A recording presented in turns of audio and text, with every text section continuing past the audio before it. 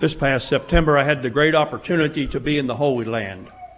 We had two guides, one in Jerusalem and Israel, and then he handed us off to Edmon as we went to Palestine, Bethlehem, and got an opportunity to see that beautiful place where our Lord and our Savior came into the world.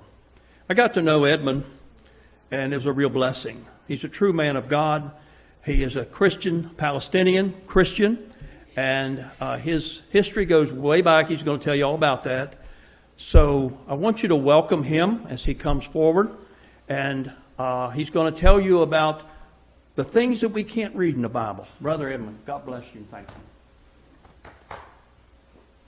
I don't like to stand here. Yeah. There you go. Yeah. We're good? Okay. Good morning, everyone. Good morning. It's really a pleasure to be here. Again, my name is Edmon. I'm Christian from Bethlehem. I'm 33 years old. This is the first time for me to be in the U.S. And it's till now it's really good. Till today, okay? I will be here till the last of January. I'm going tomorrow to Michigan, to Flint, 8 hours driving, and it's really something like special because I'm seeing my family, and two, when I drive 8 hours in my country, I'm going to another country. I need my passport. Here, no. Here, 8 hours driving, you'll stay like talking in English. Okay, I will talk about some different things, for sure about Bethlehem, the Christians of Bethlehem, the two special places for me in Bethlehem. I will talk about the shepherd's fields, and I will talk about the Church of the Nativity, the birthplace of Jesus. And when I just finish, I will share some pictures with you about my city, about my town. For sure, I need your help with everything. Like I will ask you many times. Always when I start to talk about my city, about Bethlehem, I will start to talk about the name of Bethlehem. When we write Bethlehem, it's one word, Bethlehem. But when we want to know the meaning, it's two different words. It's Beit Lehem. The meaning of Beit, it's house. Beit, it's house. Lehem, it's in our language, and our language is Arabic. They will give you meat. That means the house of the meat. But we don't use the Arabic meaning, we use the Hebrew meaning. And the meaning of lechem in Hebrew, it's the bread. The house of the bread. We're very famous in Bethlehem making a round big bread, a very big one. We made it in the houses every morning, and it's a special bread because we use the olive oil in this bread. Special with the taste and special with the smell. If you just walk in the early morning in Bethlehem, you just smell the bread of Bethlehem till today. From the time of Jesus till today, it's the same bread. This is why it's called the house of the bread. But also, who's the bread of life? Jesus. It's the birthplace of Jesus, the town of Jesus. This is why it's called the house of the bread. Before Jesus, there was a worship god, a pagan statue. His name is Lichmo. Lichmo is the god of the bread. And when the people was asking where you are going, the people said, we're going to the house of Lichmo. Because of this, it's called the house of the bread or Bethlehem. I would like to read I'm always, when I start to talk, I was just read this from Micah.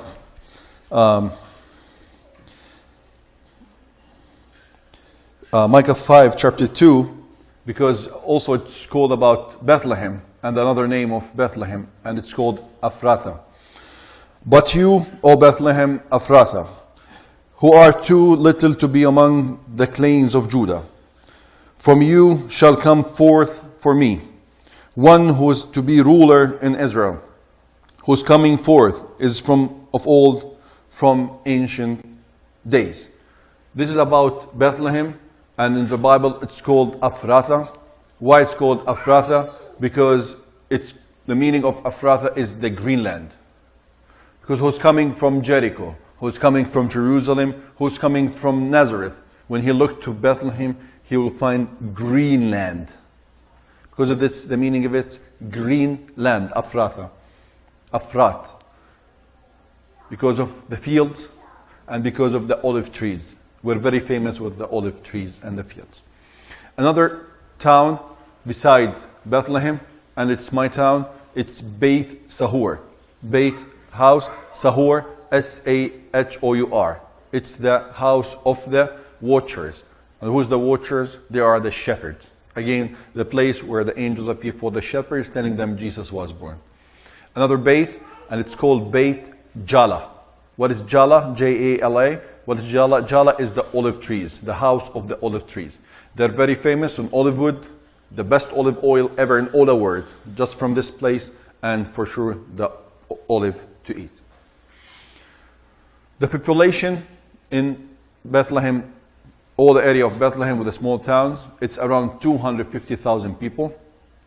30,000 is the Christians and the rest is Muslims. 30,000, we have a lot of denominations, many. We're all Christians, but a lot of churches.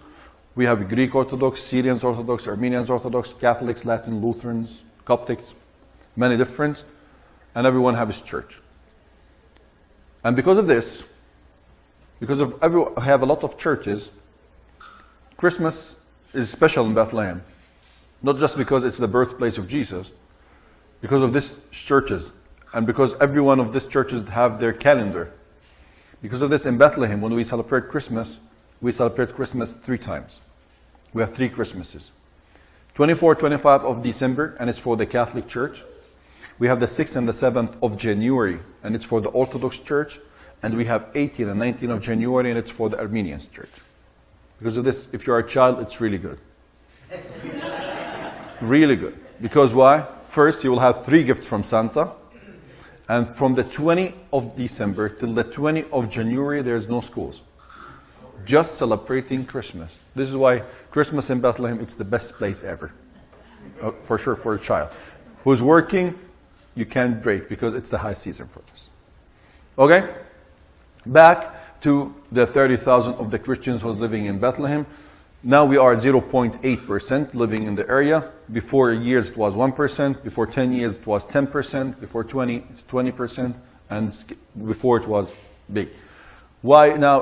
Why today is 30,000? Why it's 0.8%? Because most of the people is emigrating outside the country. Why? Many things, but there's 2 things I can share it with you. First, you already know the news. You read the news, you see it on the TV, many different things, politics, crazy things happening in our country. Because of this, the people go outside or emigrate outside. The second thing was the COVID. It's happened before 4 years. It was destroying us in Bethlehem. Because in Bethlehem, 95% of the Christians were working there, were working for tourism. And at the COVID time, we have nothing to do. Just sit down in the house. For me, for myself, like a tour guide living in Bethlehem, I trained 3 years to be a tour guide, and I'm working from 2014. I didn't work since 14 months. I have just 1 bus to work all around this 14 months when they enter to Bethlehem. With Grover, when they enter to Bethlehem, 22%, all Bethlehem talk about this bus. American bus, they was in the news for a week. A bus from America is coming to Bethlehem. 22%, they enter to Bethlehem. They visit this place. And for sure he can share with you that all Bethlehem was running about this bus. The same people, they want to sell you things. They will see you in the restaurant, in the shop, in the Nativity Church, in the Shepherd's Fields, in the bus, outside the bus. Everyone is running about this bus because the people is not working. And for me, it's only the only bus I work for 14 months. Because of this, the people, they have no work. They said, let's emigrate outside the country. Maybe we'll have much better future, let's say. Where they go, where emigrate out all around the world. But there's 4 countries most of the people emigrate to. What do you think is number 1? US for sure. It's number 1. 2, and it's beside the US, and it's Canada. 3, they go to Europe, and they go to Sweden. 4, they go to South America, and they go to Chile. You'll be surprised because we have many people we know and about the numbers. Today in the capital of Chile, Santiago, Chile, we have 330,000 of the Christians of Bethlehem living today in Santiago, Chile. In Bethlehem, we are 30,000. In Santiago, 330,000. If you Google about the president of Salvador, he is from Bethlehem. His parents, for sure he born there, lived there all his life, but their parents, his parents, they are originally from Bethlehem. And he always said, I'm from Bethlehem. This is why many people living all around the world. For me, for my family, we've been living in Bethlehem since ancient time. I'm the 63rd generation of my family living in Bethlehem. 63rd, yeah? Again, 63rd. We take 5 years to have this tree, to have like all these names. We just know 2 names, we don't know them, and the rest we know all the names. And for my family, the grands, they are the shepherds who visit Jesus in the manger. This is the grands. And for sure, before 14 generations, we are from David, let's say. Okay. For my family, we've been living about 463 person living in Bethlehem. Now in Bethlehem, we are 63, 400, they are in the U.S. They are in Michigan, between Detroit and Flint. And tomorrow I'm going to visit. For 5 days, I will see the 400. I hope so. Okay? I didn't see them since 6 years. They traveled, they emigrated in 2018, and for me, it's the first time to see them, from tomorrow I will be with them. Okay? This is about Bethlehem, about the population, about the people. I will start to talk about the most important person in the world, for sure about Jesus, and we will start from the story just from the beginning. And I need your help. Sorry. Now, Mary, she's in Nazareth. The angel appeared for Mary. You will have a baby. She ran to Joseph, telling him, this is what's happened with me. The angel appeared. I will have a baby. And after, what's happened? Joseph, he heard the news about he need to go to Bethlehem because of, help me, friends. I'm not good with it. Senses, yeah, thank you. They're shiny. Shy? Wake up. Okay. They need to go to Bethlehem. But the question is, why Joseph is in Nazareth? He's from Bethlehem. Why he's in Nazareth? Okay, Mary, she's from Nazareth. She's from there. Her house is there. Her fiancé, okay. But maybe he just meet her there. But why Joseph is in Nazareth? Why he's not living in Bethlehem? Why he's not working in Bethlehem? Do you ask this question before? Do you have it in your mind? Anyone have an answer? They didn't live in Bethlehem. They went to Bethlehem to pay their taxes to the census. Yes, but Joseph, he's from Bethlehem. Okay. Why he's living in Nazareth? Why he's not living in Bethlehem? This is the question. Thank you. He already been with 3, maybe 4 or 5 times with me. For work. Joseph is in Nazareth for work. If you want to work in Bethlehem, you have 2 works. Shepherd or farmer. And Joseph in Nazareth was? Thank you. If you visit Nazareth today, you will enter to his place and you will see his place while he was working in Nazareth. In Bethlehem he can't. He said, maybe I will have a much better work in Nazareth. And he just entered to Nazareth, have his place, and he met Mary there. From there, they go to Bethlehem. How many days they have? What do you think? How many days they're taking between Nazareth to Bethlehem? 3. It's about 5 to 7 days. 5 to 7 days. And when we look always about the pictures, the paintings for Mary and Joseph coming from Nazareth to Bethlehem, we will see them alone. But friends, never. They are not alone. You can't travel alone from Nazareth to Bethlehem. You must have a group. It's hard. It's dangerous. There's a lot of thieves in the night. Because of this, you have a group between 20 to 30 persons to travel. This is some of the difference between the pictures and the paintings and the stories we have. Not alone, they are with a group. Okay? And they are going to Bethlehem. When they entered to Bethlehem, they didn't find any room in the inn. And after they found this nice special place, let's say it's a manger with stable. Okay, This is now the difference of these stories. We continue open-minded, because if you visit the places, you will have this different of these stories. Because there's no stable. The stable, it's a cave. It's 100% natural cave. There's no wood things. And if you enter to the manger, there's no wood manger. What you will see there, it's a stone manger. It's something with rocks. Nothing with wood. I know that we are selling this nativity scenes. It's a stable. It's just like to give the story. But there's no wood. There's no stable. It's a cave, 100% natural cave. And the manger, it's a stone manger. And for sure, when we just finish, I will share these pictures to show you all the cave and for sure the manger. Okay? Maybe it's different now, but this is the real thing. It's the same, but some small difference. Now, she born the baby in the cave. She put him in the manger. And after, with the story, the angels appear for the shepherds, telling them Jesus was born. Now we will talk about the first place, and we are talking about the shepherds, about my place, about just my playground when I was a child, the shepherd's fields. For me, the shepherd's fields is just walking from here to the door.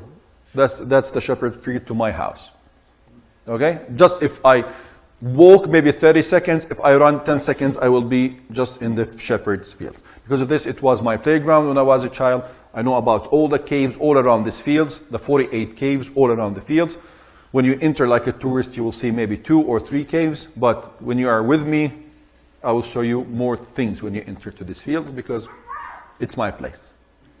Now, when we enter like a tourist inside this shepherd's fields, we will see 2 things. The first thing, we will see a chapel of the shepherds, and it was built in 1954. Italian architect, his name is Antonio Perluzzi. He built a lot of chapels, a lot of churches, and the last church and chapel for him was the chapel of the shepherds. There's no lights inside the chapel. It's just, they turn the lights one time a year in Christmas midnight service, 24th of December. Why? Because he just wants to give us a reminder how the shepherds was living in a cave, just with the sunlight. Okay? Not like very important for us, it's the chapel, because everyone is going to see the caves. The natural cave, the 100% natural cave was used by the shepherds in the time of Jesus. That's mean a 2,000 years old cave. I will ask you some small questions now. 1. Again, the cave is 100% natural cave. There is no door for the cave. The entrance for the cave, it's a big entrance. It's an open entrance. And just imagine, this is the cave, and I'm in the cave, and this is the entrance from here to there. This is a big entrance. And imagine that there's 20 wolves attacking. We are the shepherds here, the family, the animals is here, the sheep, lambs, everything is the back, and there's 20 wolves attacking us. What shall we do after praying? What do you think? Help me. The back in the back. They will enter and they will eat us all. It will be a good meal for them. Yeah. What do you think? Yeah, maybe, yeah. Maybe. Maybe we'll throw some rocks. Maybe we'll do a fire. Yeah? But for the shepherds, they're very smart. They do something called emergency exit. Like this place, there's emergency exit. For every place, there's emergency exit. For the cave, there's. How? They do tunnels under the ground from a cave to another closed cave. Tunnels under the ground, and they will be safe. They start to give all the animals inside the tunnel to the second cave, and when the last one is running, he will close it with rocks. And this is how they will be safe. Sometimes you walk seconds from the tunnels, sometimes more than 30 minutes from a cave to another cave. And this is when I was playing in these tunnels all the time. My sons, I have 2 sons, they are playing in these tunnels in these days. All my groups, I asked them, you want to go to the tunnels? If they said yes, please raise your hands, and you can. and they take the badge of this shepherd because they're entering to this tunnel. For sure, I take them to 30 seconds tunnel, no more. Okay? But this is how they are surviving. You have a question in your mind for sure. How you're breathing about 30 minutes tunnel under the ground. I can't tell you if everything from God is ready, because our stones, it's limestones, and the limestones, it's have a lot of crack, and it's open. You can breathe, you can stay in the cave for sure, but there's no lights. This is the only thing. Okay? And if you want to have this tunnel, to open a tunnel, it's easy. Just put some water in this limestone, and with your hands you can open it. It's very easy. This is all from God. Okay? Second thing, I'm a shepherd. I want to sell my lambs. What do you think is the best place or the best market in the time of Jesus to sell my lambs? And why? Jerusalem. Yeah, for the temple, for sacrifice, the Passover. But if I walk with my lambs to Jerusalem, from the shepherd to the Jerusalem, it's about 10 miles. No one will buy my sheep. No one will buy my lambs. Why? Because they will be dirty. I'm walking in fields. Because of this, always the lambs, especially the lambs who are ready for sacrifice, they need to be pure, clean, never touch the ground, never. Born, always ready. I will put them in my shoulders when I walk in the fields. Did you see a painting or picture for a shepherd? He's having a lamb in his shoulders. This is why he's always having this lamb here. Clean, pure, not touch the ground before, to be ready for sacrifice. This is why if you see a lamb. But I have a lot of pictures, a lot of paintings for a shepherd. He's having a sheep, bigger. Why? Because the sheep, they're not going for sacrifice. Just the lamb, the small ones. Why? Because, this is a nice story. When the sheep group is moving, there will be a dog first, dog in the back, and they're all following the dog. They're always, we've said, a naughty sheep. Always. Naughty sheep is going right or left. All the group is going right, this naughty sheep, you will find it here. If the group is going left, this naughty sheep, you will find it here. What the shepherd do? Just break the leg of this sheep. And it will be in his shoulders for 6 weeks. And it will be a lesson for all the group, don't go anywhere. And it's work. And I'm always telling all the pastors, all the group leaders, when they have my groups with them, this is the way. If anyone's going right or left, just break their legs. Don't hold them, just put them in the bus. It's work, right? April was like, I hope she's worried like. Okay. Now, the last question, and maybe a little bit surprise. The angel appeared for the shepherds, telling them Jesus was born. Go to Bethlehem, and you will find the baby wrapped, swaddling clothes, lying in a manger. But how the shepherds, they know that this is the cave. This is the place where Jesus was born. They just go straight. They didn't ask the people. They just go straight, and they found the baby there. What do you think? How do they know that this is the cave? The star? Yes.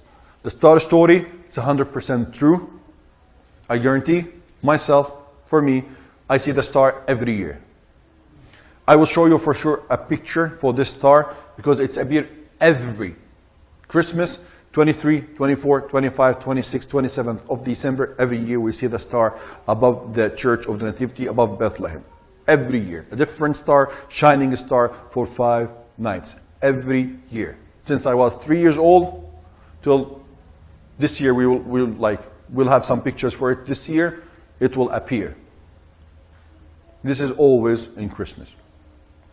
But the star, it's in the sky.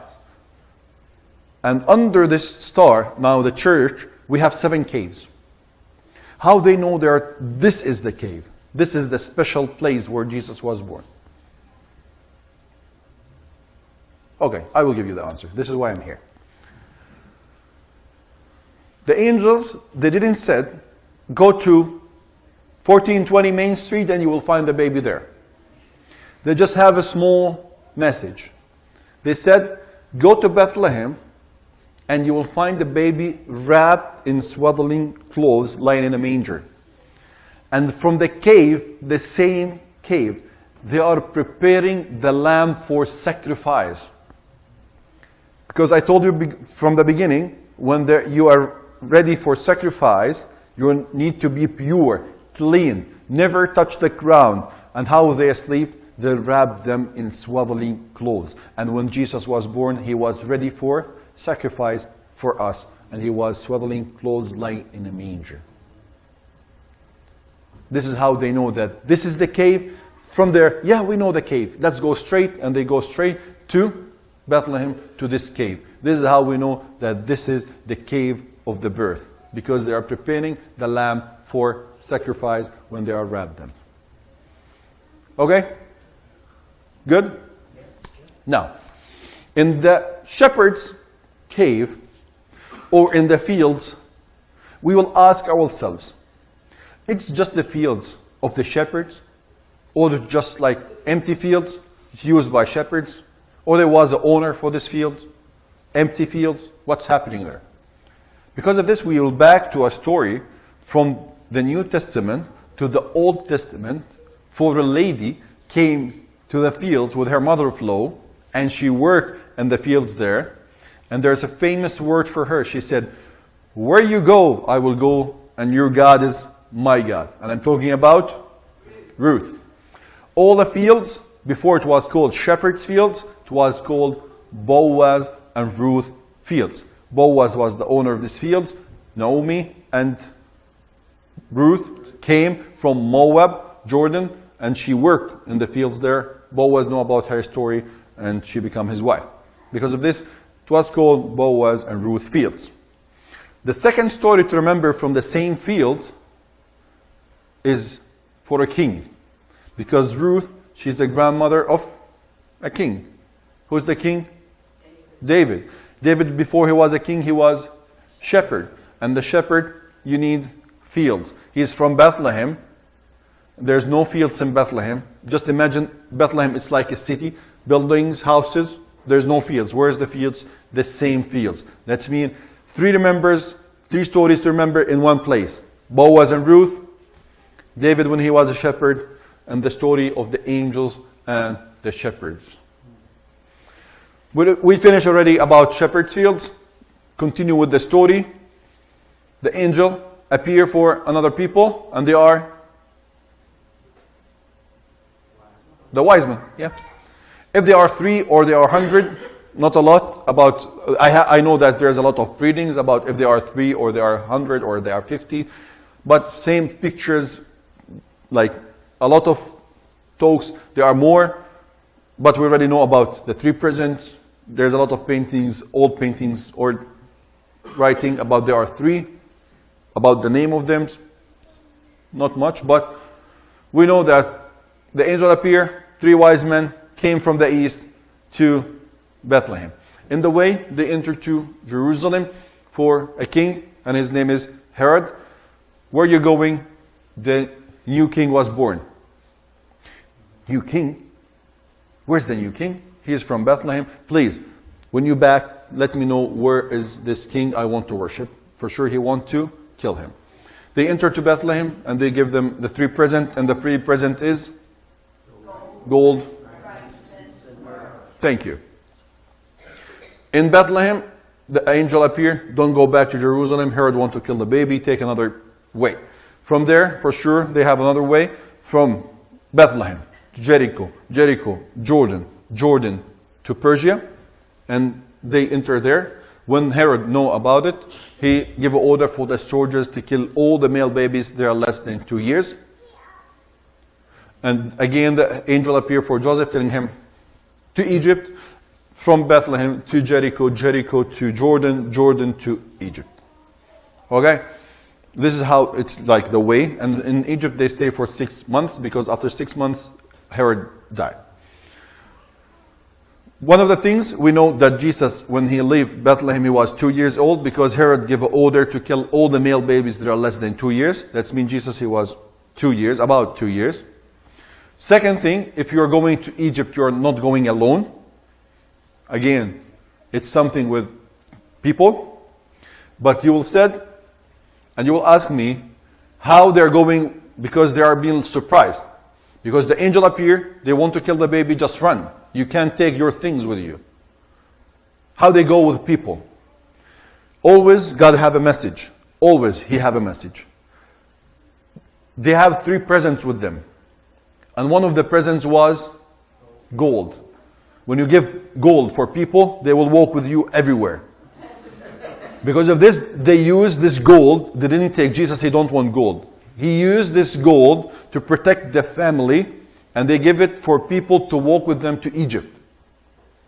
Again, always God have something ready.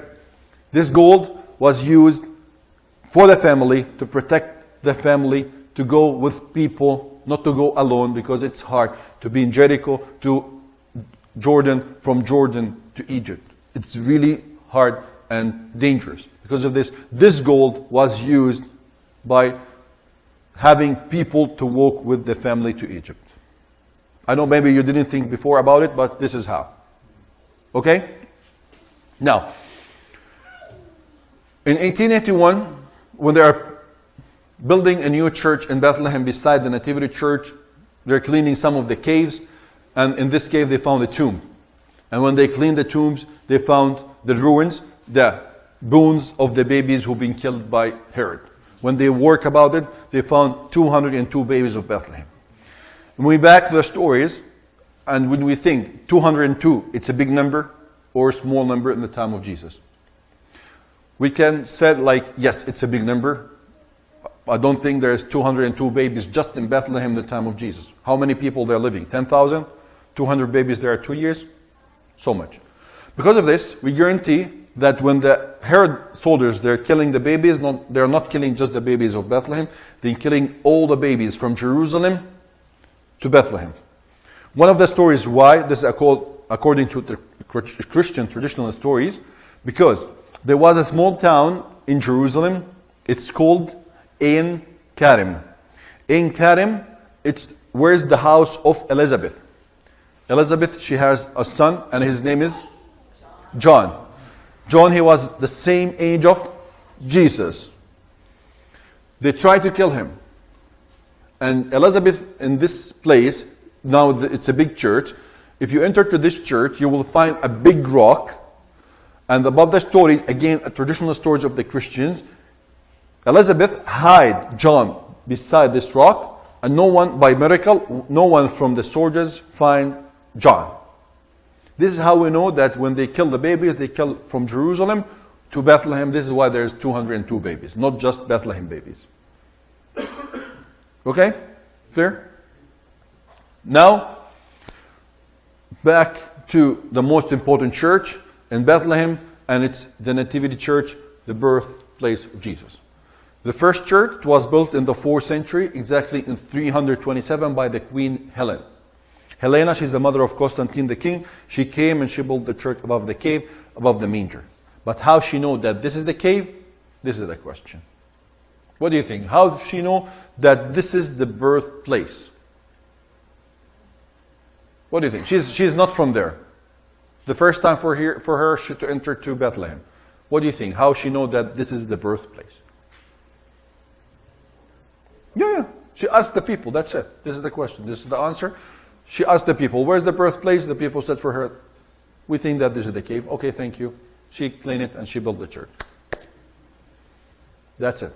First, again, we know it by stories from the time of Jesus till today. This is the birthplace by people. Second, the star above the church. We see it every year also. Third thing was the bones of the babies. But when Helen entered inside the cave to clean the cave, she found a statue, the God of Bethlehem, the worship God, Lichmu, the God of the bread. And it was written, this God, this place is for me, not for Jesus. That means it was in you. It was put in there by a king, his name is Hadrian. We know about Hadrian, this king Hadrian. He wanted to cancel all the things about Jesus. And not just in Bethlehem, all around the Holy Land. He put this statue, and he wanted to cancel about Jesus. She destroyed the statue, and she put like the Star of Bethlehem, or the birthplace, and it was the biggest church in Bethlehem, from 327 to 337. But the Church of the Nativity was destroyed by the Samaritans. And after years, in 536, there was a king, his name is Justinian. He came and he rebuilt the church above the church was destroyed, from 536 till 539. And the special thing about the church there, that's from 536 till today, this is the only church in the Holy Land didn't destroy. That means when you enter to this church, you're touching the pillars, you're walking the floor, you're walking the church from 536. But how and why? Who destroyed the churches after the Samaritans? They were called Persians, from Persia. Okay, Persia, what's Persia now? Iran. The Persians enter to the Holy Land, start to destroy the churches, but when they enter to the birthplace, they found the mosaics of the 3 wise men who came and visited Jesus. And the 3 wise men, they are the kings of Persia. Because of this, they ask, they ask themselves, how we're destroying something, and our grandfathers was here. Because of this, they stopped destroying the churches, and this church is the only church that didn't destroy. But there's another story I would like to share with you. It's not written anywhere. If you Google it, you will not find it. If you read all the books about Bethlehem, you will not find this story. In 614 again, the Persians entered to the church, started to destroy the church, and the miracle happened. Mary appeared in the church, and she put her fingers in one of these pillars of the church. And from this pillar, become a cross, fingers. 1, 2, 3, 4, 5 holes. I will have a picture for it. I will share it with you. 5 holes like a cross. And from this cross, start to get bees. Honeybees. And the bees start to kill the soldiers, and this is why the church didn't destroy. The pillar is still there, the hole is still there, no bees there, but for the people, they remember the 5 wounds of Jesus, 2 in the hands, 2 in the legs, and 1 on the side. They put their fingers there, they pray, making like anything, wish, anything, but the pillar is still there. Again, this is just according to the stories of the Christians, not written anywhere. Okay? Sorry. If you enter to the Nativity Church before 2010, you'll find completely different church. Everything was looking different. In 2010, this church entered with the word heritage sites, UNESCO places, and they start to make cleaning, restorations for the church, and they found 3 important new things. The first thing what they found the floor of the first church, the Church of Helen, from 327. They found the mosaics in the floor from the first church. The second thing what they found in the pillars of this church, they found paintings, and it's from the Crusaders' time. The third thing, they found another mosaics from the Crusaders' time, and it was a big, high mosaics. For sure, I will share the pictures. But it was missed, it was destroyed. This mosaics was from the Crusaders, and it was taken by the Ottomans. Who's the Ottomans? Turks. When the Ottomans entered to the church, they don't want to destroy the church, they're looking for gold. Because in the mosaics there, it's 24 carats of gold. If you want the power, you need the money. Where's the money? Churches, gold. They start to take the gold, but when the problems start with the Ottomans outside, they start just cover what we did. And how they cover it? With black painting. If you enter to the Church of the Nativity, before 2010, it was black. Everything, 100% black. Windows, mosaics, pillars, light, the floor, the walls, the churches, everything was black. And how they take the black painting without destroying these mosaics or all the things? 3 things. Vinegar, lemon, hot water with a toothbrush. They start to work from April 2010 till December 2022. And you will see the difference. It's really big difference between the church in the back and now. 2 things more.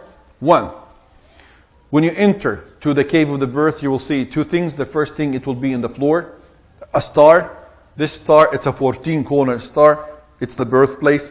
Why it's 14 corners? Because it's the generations between Abraham to David, or from David to Jesus, or the 14 stations of the cross. This is a silver star, and this is the birthplace. To the left side, you will find the manger.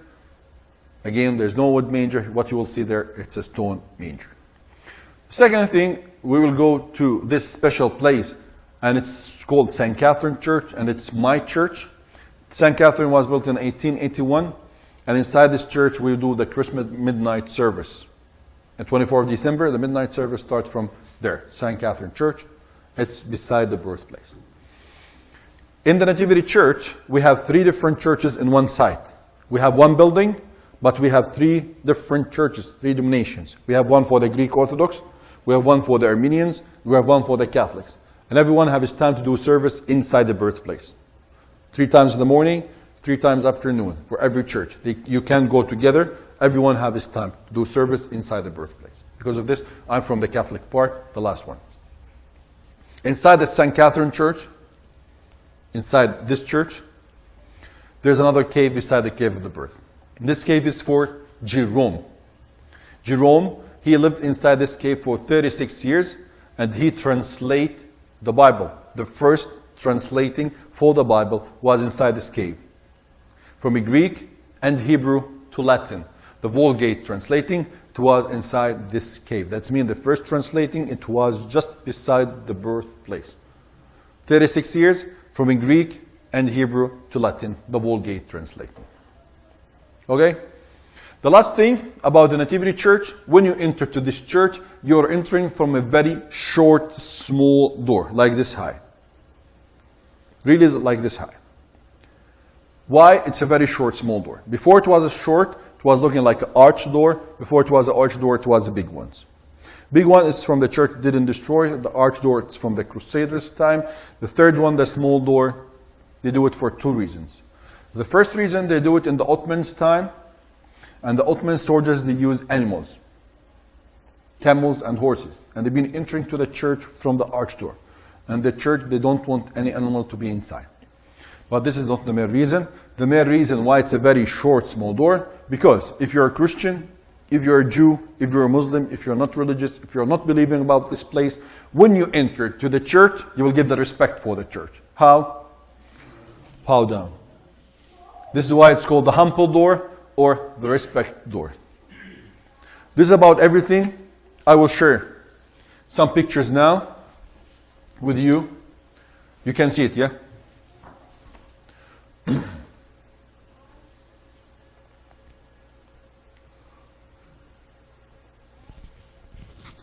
Okay, this is the shepherd's field. Here, this is a well, a water well. This is a 2,000 years old well, used till today for water for the shepherds, and it's called the apple well. It's looking like an apple. This is the Nativity Church. It's the pictures is mixed, all mixed. This is the Nativity Church, the birthplace, but this is when it was black. Can you see? It's all black. The pillars, the church in the back, all the mosaic. This is when they start to take the mosaics. Everything is black. You'll be surprised with the next picture, because this is how it was like after it's clean. If in the floor you will see the mosaics of the first church, the 4th century from 327. The people that are standing in the second church, 536. And if you look in the pillars, you will see some paintings. And up there, this is the mosaics missed. And this is the 24 carats of gold. This is also a picture when it was black. This is when they start to clean. How they clean it? Just really, because we have 3 different churches in the place, they said, yes, you can start clean in 2010. They tried many times to clean it, but in 2010 said, yes, you can. They start to clean just the windows. The project was just for cleaning the windows, because before 2010 it was not allowed to take a picture with flash. It's dark. And they said, we want just to give some shine, and this is how it was looking when they are cleaning the windows. One of the workers, he just cleaned beside the window and he put some vinegar in the walls. Just by luck, and always God, He's give us a message. He put the vinegar and he cleaned the vinegar, and someone was smiling in the wall. He starts shouting, he's from Italy, the worker. He starts shouting, Jesus, Jesus. It was a miracle. I was one of them, the first 5 people who ran to this person. And we found the angel. It was an angel, mosaics angel, from the Crusaders' time.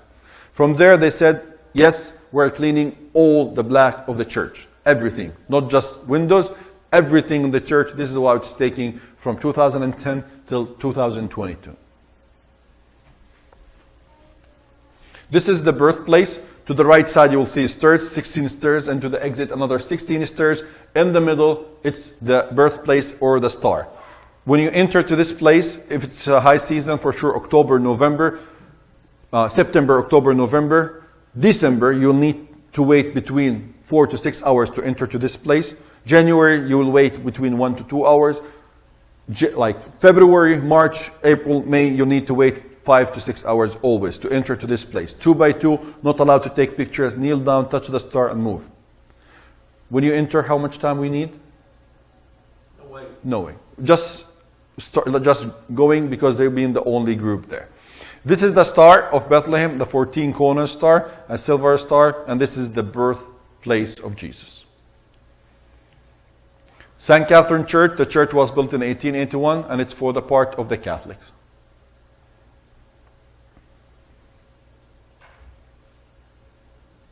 This is the entrance of the church, and you will see this is the statue of Saint Jerome, who translated the Bible from Greek and Hebrew to Latin. This is a video from the fields when we do Christmas songs from there. We need to go back. Yeah.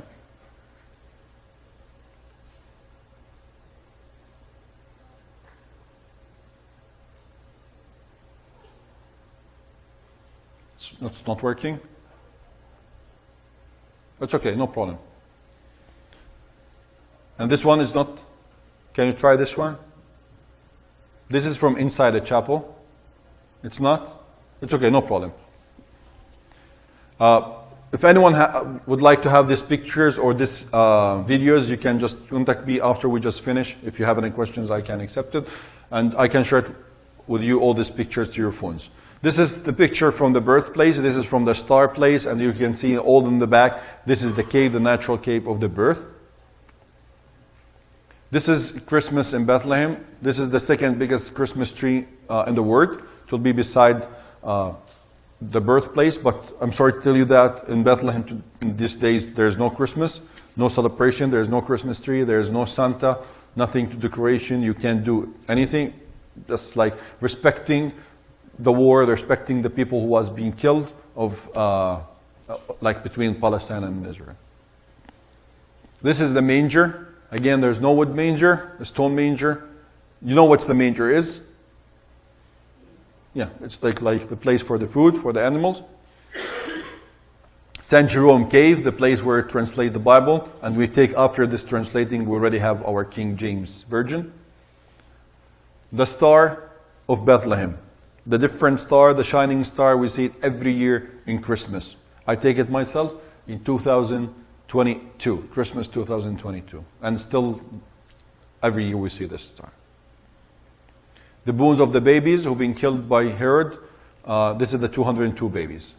Like when you look to the pictures, you will see there's big bodies. This is for 99.9%. There are women, ladies, because they've been protecting their sons.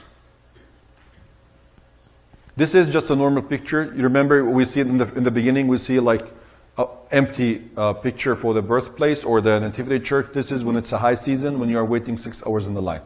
For me, this is a normal picture. Every day it's like this for me, not empty. This is normal. To wait 4 to 6 hours.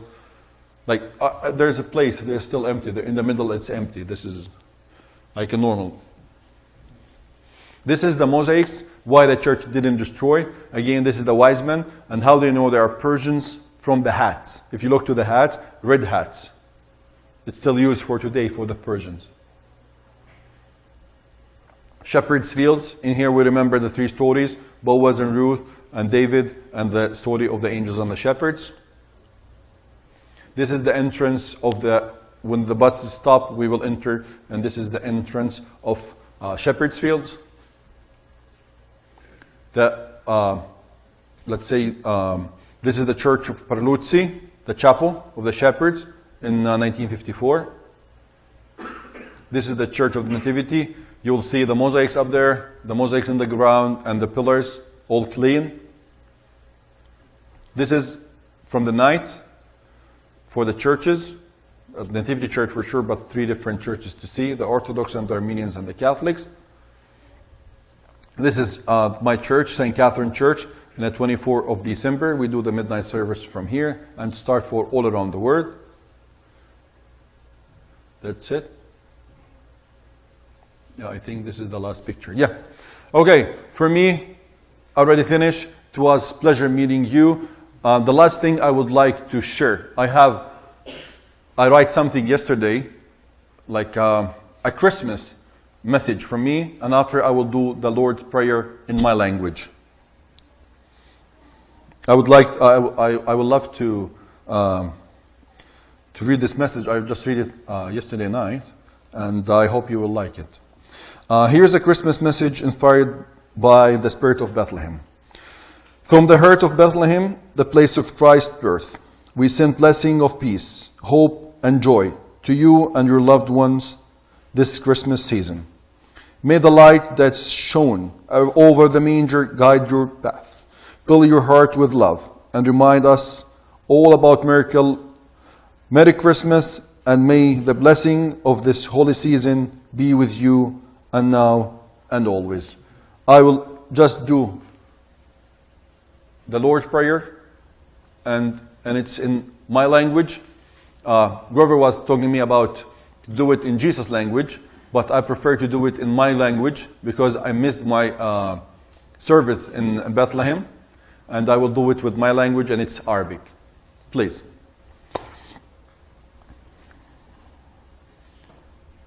أبانا الذي في السماوات ليتقدس اسمك ليأتي ملكوتك لتكن مشيئتك كما في السماء كذلك على الأرض أعطنا خبزنا كفاف يومنا واغفر لنا خطايانا كما نغفر لمن أساء إلينا ولا تدخلنا في تجربة لكن نجنا من الشرير آمين.